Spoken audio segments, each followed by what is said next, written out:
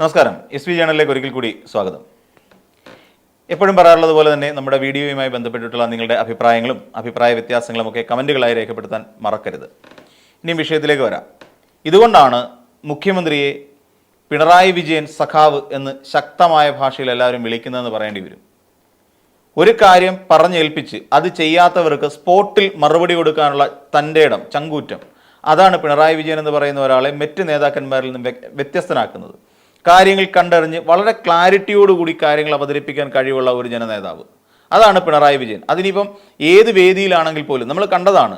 വളരെ ക്ലാരിറ്റിയോടുകൂടി സമസ്തയുടെ അല്ലെന്നുണ്ടെങ്കിൽ മുസ്ലിം ജമാഅത്തിൻ്റെ കേരള യാത്രയുടെ സമാപന വേദിയിൽ പിണറായി വിജയൻ വളരെ ക്ലാരിറ്റിയോടുകൂടിയാണ് കാര്യങ്ങൾ പറഞ്ഞത്. മതനിരപേക്ഷതയുടെ പ്രാധാന്യം നമ്മുടെ കേരളത്തിൽ എന്താണ് എന്ന് അടിവരയിട്ട് പറഞ്ഞു തന്ന ഒരു നേതാവ്. എന്നാൽ അതിനെ വളച്ചൊടിച്ച് വഷളാക്കി നാശക്കോടാലിയാക്കി മാറ്റിയത് VD സതീശൻ എന്ന് പറയുന്ന ഒരു വ്യക്തിയാണ്. അതൊരു പ്രതിപക്ഷ നേതാവാണ്.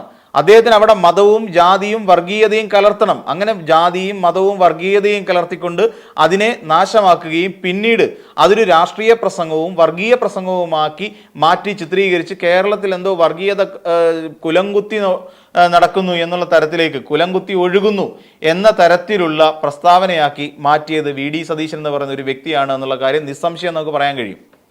ഇത് ആ പ്രസംഗത്തെക്കുറിച്ച് പറയാൻ വേണ്ടിയിട്ടല്ല. ഈ ദിവസം, അതായത് നിയമസഭ കൂടിയ ദിവസം നമ്മുടെ ഗവർണറുടെ നയപ്രഖ്യാപന പ്രസംഗം നടന്നു.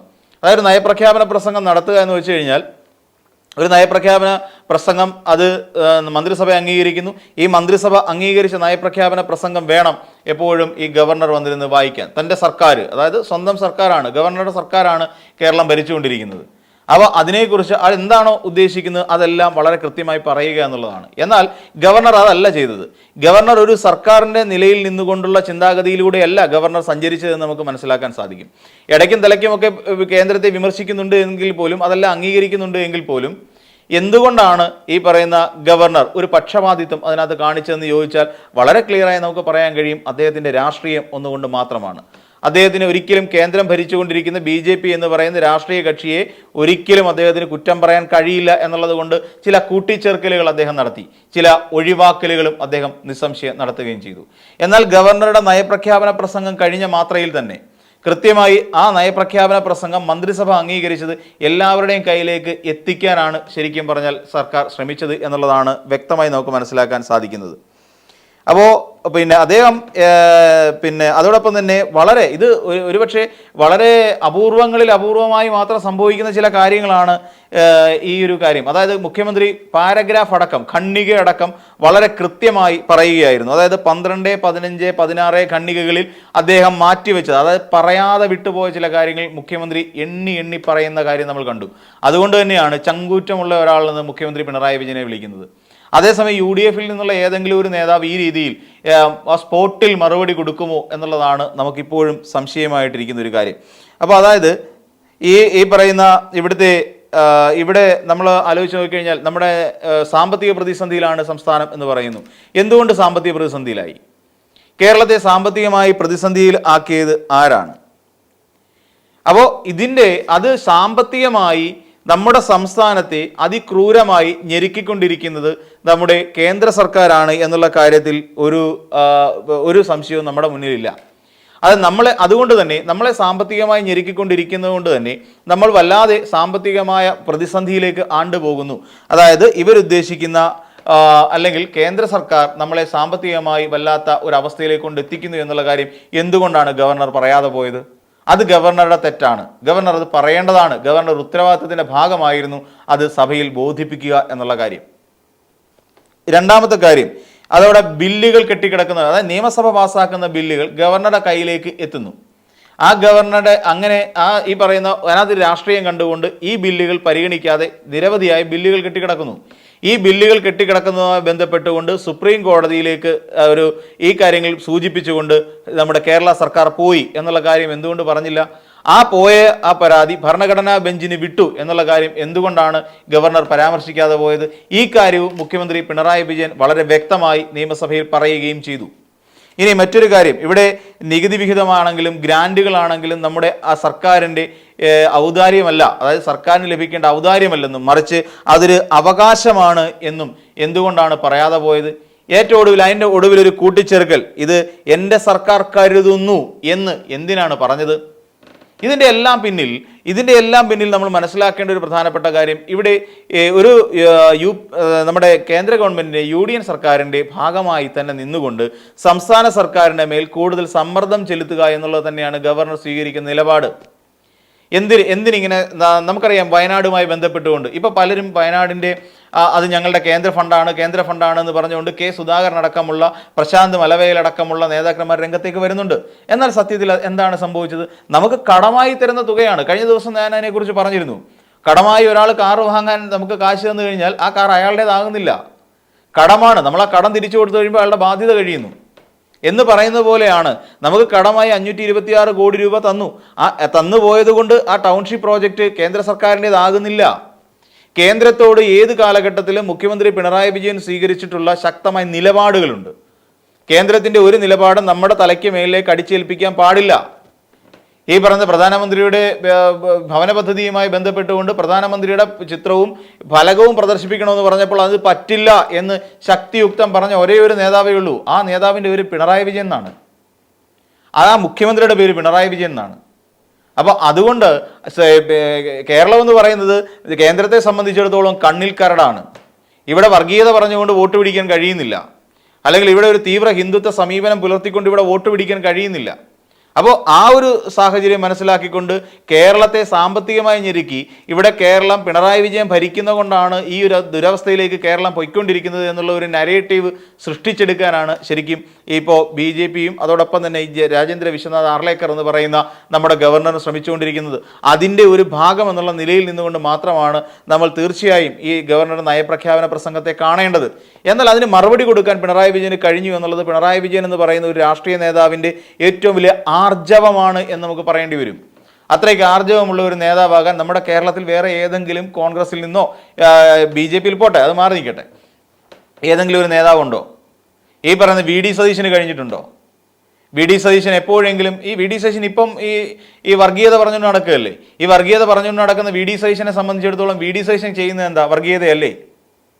ഇവിടെ മലപ്പുറത്തെ സംബന്ധിച്ച് ആദ്യമായി ഒരു കുറ്റം പറഞ്ഞ ആരാണ്? 5ാം മന്ത്രി വിവാദം ഉയർന്നു വന്ന സാഹചര്യത്തിൽ അവർക്ക് 33 സ്കൂളുകൾ അവിടെ കൊടുത്ത സാഹചര്യത്തിൽ അതിനെ ചോദ്യം ചെയ്ത ആരാണ്? ഇതേ VD സതീശൻ തന്നെയാണ് ചോദ്യം ചെയ്തത്. 5ാം മന്ത്രി വിവാദം ഉയർന്നു വന്ന സാഹചര്യം അതെല്ലാം നമുക്കറിയാം. അന്ന് കുറച്ച് സ്കൂളുകൾ അവർക്ക് മലപ്പുറത്ത് അനുവദിച്ചു കൊടുത്തു മുസ്ലിം ലീഗിൻ്റെ കെയർ ഓഫിൽ. അപ്പോൾ അതിനെ ചോദ്യം ചെയ്തുകൊണ്ട് അങ്ങനെ ചെയ്യാൻ പാടില്ലായിരുന്നു എന്ന് പറഞ്ഞൊരു നേതാവാണ് VD സതീശൻ. ഇപ്പോൾ നമ്മൾ ജമാഅത്തെ ഇസ്ലാമിയായിട്ടുള്ള കൂട്ടുകെട്ട്, ജമാഅത്തെ ഇസ്ലാമി 2014 ഇവിടുന്ന് ഉമ്മൻചാണ്ടി സർക്കാർ കൊടുത്തിരുന്നു. ഇവർ ഭരണഘടനാപരമായി പ്രവർത്തിക്കുന്ന ഒരു സംഘടനയല്ല എന്ന് കാണിച്ചുകൊണ്ട് ഇവർക്കെതിരെ ഇവർ മതരാഷ്ട്രവാദികളാണ് എന്ന് ഉറപ്പിച്ച് പറഞ്ഞുകൊണ്ട് ഉമ്മൻചാണ്ടി സർക്കാർ അഫിഡവിറ്റ് ഹൈക്കോടതിയിൽ ഫയൽ ചെയ്തിരുന്നു. അവരുടെ പ്രസിദ്ധീകരണങ്ങളടക്കം കണ്ടുകിട്ടുന്ന സമീപനത്തിലേക്ക് പോയിരുന്നു ഇവിടെ കേരളത്തിൽ. അതാരായിരുന്നു ചെയ്യിച്ചത്? ഉമ്മൻചാണ്ടി എന്ന് പറയുന്ന നേതാവായിരുന്നു, അന്നത്തെ മുഖ്യമന്ത്രിയായിരുന്നു. ദേശീയ തലത്തിൽ പോലും ഈ ജമാഅത്തെ ഇസ്ലാമിക്ക് തടസ്സം അല്ലെങ്കിൽ അവരെ നിരോധിച്ചതാരായിരുന്നു? അതും UPA സർക്കാരായിരുന്നു, അല്ലെങ്കിൽ കോൺഗ്രസ് സർക്കാരായിരുന്നു P നരസിംഹറാവുവിൻ്റെ കാലഘട്ടത്തിൽ. ഇതൊക്കെ നമ്മുടെ കേരളത്തിൽ നമ്മുടെ രാജ്യത്തുണ്ടായതാണെന്നേ. അപ്പോൾ ജമാഅത്തെ ഇസ്ലാമിയെ ഏറ്റവും കൂടുതൽ ശക്തിയുക്തം എതിർത്തിട്ടുള്ള നേതാക്കന്മാർ കോൺഗ്രസിൽ തന്നെ ആയിരുന്നു. എന്നിട്ടിപ്പോൾ ഈ കോൺഗ്രസ് നേതാക്കന്മാർക്ക് ജമാഅത്തെ ഇസ്ലാമിയും വെൽഫെയർ പാർട്ടിയും അവരുടെ ഏറ്റവും അടുത്ത ചങ്ങായിമാരായി മാറുന്ന കാഴ്ചയാണ് നമ്മൾ കാണുന്നത്. എത്ര സിമ്പിളായിട്ടുള്ള കാര്യമാണ്. അപ്പോൾ അതുകൊണ്ടാണ് മുഖ്യമന്ത്രി പറയുന്നത് വർഗീയമായ കൂട്ടുകെട്ടാണ്. ഇനി മുസ്ലിം ലീഗിൻ്റെ ഞാൻ ഇതിനു മുമ്പ് പറഞ്ഞിട്ടുണ്ട്, 1-2 നേതാക്കന്മാർ മാത്രമാണ് അവിടെ മതപരമായി സംസാരിക്കാത്തത്, വർഗീയമായി സംസാരിക്കാത്തത്. ഒരുപക്ഷെ കുഞ്ഞാലിക്കുട്ടിയുണ്ട്, അല്ലാന്നുണ്ടെങ്കിൽ പിന്നെ സാദിഖ് അലി ശിഹാബ് തങ്ങളുണ്ട്, അതുമല്ലെങ്കിൽ PMS സലാമുണ്ട്. അങ്ങനെ കുറച്ച് പേര്, വളരെ കുറച്ച് വിരലിലെണ്ണാവുന്ന ആൾക്കാർ മാത്രമാണ് മതേതരത്വത്തെക്കുറിച്ച് സംസാരിക്കുന്നത്. ന്യൂനപക്ഷങ്ങൾക്കിടയിലുള്ള മതേതര പാർട്ടി എന്നുള്ള നിലയിൽ ലീഗിനൊരു പ്രസക്തി കൊടുക്കുന്ന ഈ 2-3 പേരിൽ നിന്ന് നിന്നുകൊണ്ടാണ് മുനീർ ഉൾപ്പെടെയുള്ള ആളുകൾ. എന്നാൽ അതിനപ്പുറത്ത് വരുന്ന വലിയൊരു വിഭാഗം ജനങ്ങളോ, അതിനപ്പുറത്ത് വരുന്ന KM ഷാജിയെ പോലുള്ള ആൾക്കാരോ മതമല്ല പ്രശ്നം എന്ന് പറയുമ്പോൾ പലരും പറയുന്നുണ്ടെങ്കിലും ഞങ്ങൾക്ക് മതമാണ് പ്രശ്നം എന്ന് പ്രസംഗിച്ച ഒരാളാണ് KM ഷാജി. ഈ KM ഷാജി മത്സരിക്കാൻ പോവുകയാണ്. ഇതേ KM ഷാജി തന്നെ ഇവിടെ ജമാഅത്തെ ഇസ്ലാമിയെ പിന്തുണയ്ക്കുന്നുണ്ട്. അവർ ലീഗിനെ പിന്തുണയ്ക്കുന്നതിൽ എന്താണ് തെറ്റെന്ന് ചോദിക്കുന്ന ഒരാളാണ് KM ഷാജി. അപ്പം ഇവിടെ വർഗീയത പറഞ്ഞുകൊണ്ട് ഒരു ന്യൂനപക്ഷ വർഗീയതയെ ആളിക്കത്തിച്ചുകൊണ്ട് ഇവിടെ വോട്ട് പിടിക്കാൻ ശ്രമിക്കുന്ന ആരാണ്? UDF ആണെന്നേ. അപ്പോൾ അതായത് മലപ്പുറത്തെക്കുറിച്ച് വെള്ളാപ്പള്ളി നടേശൻ അന്ന് പറഞ്ഞ അതേ കാര്യം വെള്ളാപ്പള്ളി നടേശൻ ഈ അടുത്ത സമയത്ത് പറഞ്ഞ കാര്യം ഉമ്മൻചാണ്ടിയുടെ കാലഘട്ടത്തിൽ VD സതീശൻ പറഞ്ഞിരുന്നു. മലപ്പുറംകാർ അനർഹമായ കാര്യങ്ങൾ സർക്കാരിൽ സ്വാധീനിച്ചുകൊണ്ട് കൊണ്ടുപോകുന്നു എന്നുള്ളത് രണ്ടും സെയിം ആണ് പറഞ്ഞത്. അപ്പം VD സതീശനും വർഗീയത പറഞ്ഞിട്ടുണ്ട്, അത് വേറൊരു വശം. എന്നാൽ ഇപ്പോൾ VD സതീശൻ ചിന്തിച്ചു വെച്ചിരിക്കുന്നത് കേരളത്തിലെ മുസ്ലിങ്ങളുടെ വോട്ട് കൊണ്ട് തനിക്ക് ജയിക്കാൻ കഴിയും എന്നുള്ളത് തന്നെയാണ്. എന്തിനാണ് VD സതീശൻ ഇപ്പോൾ ഇങ്ങനൊരു സ്റ്റാൻഡ് എടുക്കുന്നത്? സിമ്പിളാണ് ഉത്തരം. തനിക്ക് പണി കിട്ടാൻ പോകുന്നത് ഷാഫി പറമ്പിൽ നിന്നാണ് എന്ന് വളരെ കൃത്യമായി അറിയാവുന്ന ഒരാളാണ് VD സതീശൻ. ഷാഫി പറമ്പിൽ തനിക്കിട്ട് പണിയും എന്ന് 100% ഉറപ്പിച്ച് വിശ്വസിക്കുന്നു. ആ ഷാഫി പറമ്പിൽ എങ്ങനെയായിരിക്കും VD സതീശനെതിരെ പണിയാൻ പോകുന്നത്? അതായത് ന്യൂനപക്ഷ വോട്ടുകളെ സതീശനിൽ നിന്ന് വെട്ടിമാറ്റാൻ കഴിവുള്ള നേതാവുണ്ടെങ്കിൽ അത് ഷാഫി പറമ്പിലാണ്. ഷാഫി പറമ്പിൽ അങ്ങനെയുള്ള ഒരു നേതാവ് തന്നെയാണ്. ഈ പുറമേ കാണുന്ന ചിരിക്കുകയും മേക്കപ്പിട്ട് നടക്കുന്ന ഷാഫി പറമ്പിലിന് മറ്റൊരു മുഖമുണ്ട്. ആ മുഖം വർഗീയതയുടെ മുഖമാണ്. ആ വർഗീയത ഉപയോഗിച്ചുകൊണ്ട് ഈ പറയുന്ന പോലെ നമ്മൾ ശരിക്കും പറഞ്ഞു കഴിഞ്ഞാൽ ഈ ജമാഅത്തെ ഇസ്ലാമിയുടെയൊക്കെ ഏജന്റ്, SDP ഏജന്റായിട്ട് പ്രവർത്തിക്കുന്ന ഒരു കോൺഗ്രസ്സുകാരനാണ് ഷാഫി പറമ്പിൽ. ആ ഷാഫി പറമ്പിൽ വിചാരിച്ചാൽ ന്യൂനപക്ഷ വോട്ടുകളെ VD സതീശനിൽ നിന്ന് അകറ്റി നിർത്താം എന്ന് VD സതീശൻ നന്നായി ഭയപ്പെടുന്നുണ്ട്. ആ ഭയപ്പെടലിൽ നിന്നാണ് ഇപ്പോൾ ഈ രീതിയിൽ ഈ ഇടതുപക്ഷത്തെ കടന്നാക്രമിക്കുന്ന തരത്തിൽ ഇടതുപക്ഷം എന്തോ ന്യൂനപക്ഷ വിരോധികളാണ് എന്ന് വരുത്തി തീർക്കുന്ന തരത്തിൽ ഒരു വലിയ വ്യാപകമായ ഒരു ഇത് കൊടുത്തുകൊണ്ടിരിക്കുന്നത്, ഒരു പ്രസക്തി കൊടുത്തുകൊണ്ടിരിക്കുന്നത്. ഇതാണ് ശരിക്കും സംഭവിക്കുന്നത്. അപ്പോൾ ഇതിൽ പലരെയും ഈ പറയുന്നത് നോട്ട് ചെയ്തുകൊണ്ട് അവരെങ്ങനെ പറഞ്ഞു, മുഖ്യമന്ത്രിയുടെ മലപ്പുറം പരാമർശം എടുത്തിരുന്നു. ഇതെല്ലാം കൃത്യമായി മനസ്സിലാക്കാൻ കഴിയുന്നുണ്ട്. മുഖ്യമന്ത്രി ഹിന്ദു ഭൂരിപക്ഷ പ്രീണനം നടത്തിക്കൊണ്ടിരിക്കുന്ന ഒരാളാണ്. ഇപ്പം നമ്മൾ പരിശോധിച്ച് നോക്കുമ്പോൾ VD സതീശനെ സംബന്ധിച്ചിടത്തോളം കുറേ കാലമായി വെള്ളാപ്പള്ളി നടേശനെതിരാണ്, നമ്മുടെ NSS എതിരാണ്. ഈ രണ്ട് ഹൈന്ദവ സംഘടനകളും എതിരായതോടുകൂടി ഇനി VD സതീശൻ്റെ ഏക ലക്ഷ്യം അല്ലെങ്കിൽ ജയിക്കാനുള്ള ഏക രക്ഷ എന്ന് പറഞ്ഞു കഴിഞ്ഞാൽ ഈ പറയുന്ന ന്യൂനപക്ഷ സമുദായങ്ങൾ മാത്രമാണ്. ആ ന്യൂനപക്ഷ സമുദായത്തിൽ ഈ പറയുന്ന SDP-യും ജമാഅത്തെ ഇസ്ലാമിയെയും കൂടെ ഒരുമിച്ച് നിർത്തിക്കൊണ്ട് പോയാൽ മാത്രമേ കാര്യം നടക്കൂ എന്ന് VD സതീശൻ അറിയാം. അതുകൊണ്ട് ഷാഫി പറമ്പിൽ എന്ന് പറയുന്ന ഒരാൾ ഇതിനകത്ത് ഇടകലക്കുമെന്നുള്ളത് കൊണ്ട് തന്നെ ഇവരെ അനുനയിപ്പിച്ച് നിർത്തേണ്ടത് VD സതീശൻ്റെ ഉത്തരവാദിത്തമാണ്. പരാജയ ഭീതിയോടുകൂടി VD സതീശൻ നടത്തുന്ന ശ്രമങ്ങളാണിതെല്ലാം. VD സതീശൻ്റെ ഓരോ പരാമർശങ്ങൾ വരികൾക്കിടയിലൂടെ നമ്മൾ വായിച്ചു കഴിഞ്ഞാൽ VD സതീശൻ ഇടതുപക്ഷത്തിൻ്റെ ഭൂരിപക്ഷ പ്രീണന നയത്തിനെതിരായിട്ടല്ല, തനിക്ക് ജയിക്കാനുള്ള സാധ്യതകൾ മങ്ങുന്നതിൻ്റെ ഭയപ്പാടിലാണ് പലപ്പോഴും സംസാരിക്കുന്നതെന്ന് നമുക്ക് വളരെ ക്ലിയറായി മനസ്സിലാക്കാൻ സാധിക്കുന്നു എന്നുള്ളതാണ്. അപ്പോൾ ഇങ്ങനെയൊക്കെയാണ് VD സതീശൻ നിൽക്കുന്ന ആ സമയത്ത് പോലും വളരെ ആർജവത്തോടു കൂടി സംസ്ഥാനത്തിന് എന്ത് നേരിട്ടു എന്ന് പറയാനുള്ള ചങ്കുറപ്പ് കാണിക്കുന്ന ഒരേ ഒരു നേതാവ് പിണറായി വിജയനാണ്. സംസ്ഥാനം ഇത്രത്തോളം കടക്കണിയിലേക്ക് കൂപ്പുകുത്തി പോകുമ്പോഴും പിണറായി വിജയന്റെ ഭരണപരാജയം കൊണ്ടാണ് സംസ്ഥാനം കൂപ്പുകുത്തുന്നത് എന്നുള്ള വ്യാപകമായ ഖ്യാതി പ്രചരിപ്പിക്കുകയാണ് പ്രതിപക്ഷം ചെയ്തുകൊണ്ടിരിക്കുന്നത്. സത്യം പലപ്പോഴും മറച്ചു പിടിക്കപ്പെടുന്നുണ്ട്. എന്തുകൊണ്ടാണ് ഇത്രയും പ്രശ്നങ്ങൾ ഉണ്ടായിട്ടും സർക്കാരിനോടൊപ്പം നിന്നുകൊണ്ട് കേന്ദ്രത്തിനെതിരായി ഒരു പ്രതിഷേധമോ അല്ലെങ്കിൽ കേന്ദ്രത്തിനെതിരായി ഒരു ചെറുവിരൽ അനക്കം പോലും നടത്താത്ത എന്തുകൊണ്ടാണ് ഈ പ്രതിപക്ഷം? ഭയന്നിട്ടാണ്. BJP-യെ ഭയമാണ്. BJP-ക്ക് എതിരായി എവിടെയെങ്കിലും സമരം നയിച്ചിട്ടുണ്ടോ? ഈ പറയുന്ന ഈ തൊഴിലുറപ്പ് പദ്ധതിയിൽ മഹാത്മാഗാന്ധിയുടെ പേര് മാറ്റിയെന്ന് പറഞ്ഞുകൊണ്ട് എന്നാണ് ഇവിടുത്തെ കോൺഗ്രസ്സുകാർ സമരം ചെയ്തത്? അതിനിവിടെ ലോക് ഭവന്റെ മുന്നിലെ സമരം ചെയ്തത്. ഇവിടെ 18 MP-മാരുണ്ട്. ഈ 18 MP-മാർക്ക് എന്താ അവിടെ പോയി സമരം ചെയ്തുകൂടെ? പ്രധാനമന്ത്രിക്കെതിരെ സമരം ചെയ്തുകൂടെ? കേന്ദ്ര സർക്കാരിനെതിരെ സമരം ചെയ്തുകൂടെ? അതിന് പകരം ഈ ലോക് ഭവന്റെ മുമ്പിൽ സത്യാഗ്രഹം ഇരുന്ന് രാപ്പകൽ സമരം നടത്തിയിട്ട് എന്ത് കാര്യം? അത് ചെയ്തില്ല. അതേസമയം മഹാത്മാഗാന്ധിയുടെ പേര് വെട്ടി അതേ ദിവസം ഇടതുപക്ഷ MP-മാർ പ്രതിഷേധിച്ചു. അങ്ങനെ ഒരു പ്രതിഷേധം എന്തുകൊണ്ട് ഡൽഹിയിൽ ഇവർ നടത്തിയില്ല? ആ സമയത്തും പോറ്റിയെ കയറ്റി എന്ന് പറഞ്ഞിട്ട് പാട്ട് പാടിക്കൊണ്ടിരിക്കുകയായിരുന്നു കേരളത്തിലെ MP-മാർ, മണ്ടന്മാർ.